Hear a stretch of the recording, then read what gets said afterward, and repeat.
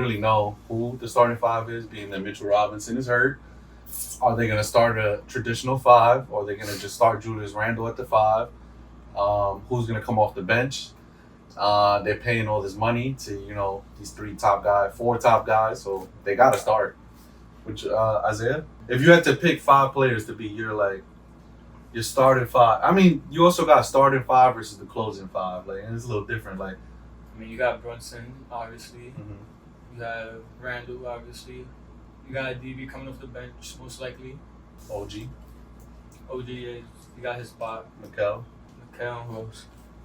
Josh Hart, and DiVincenzo. And it's between them two. Pretty much, that's what's going on right now. Yeah. You got Precious Achiuwa and Jericho Sims and honorable mentions at the center position. That also depends. Are they gonna start with a traditional center, or are they gonna go short, like a small lineup, and start Randall at the five, and then it's really a toss up between Josh Hart and DiVincenzo, whoever's doing better that day. You don't think Josh Hart deserved that spot from all this shit he did last year? Where would you put him though? At the two. Next to Brunson. Actually, I don't know.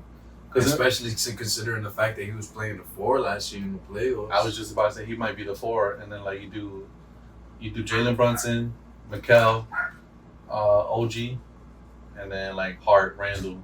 Yeah, my opinion, if I was Coach Thibodeau, I would start Jalen Brunson, OG, Randall.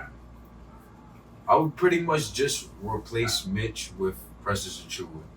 And Mikel? And I would probably leave DiVincenzo in there at the starting position. You're gonna put and Mikel? I would bring Mikel off the bench, and let me explain why. So one, I would have Precious Achiuwa play the center. Why? Because I feel like he's slept on, and he did really well last year, and he might have something to prove this year, and he could play that center position.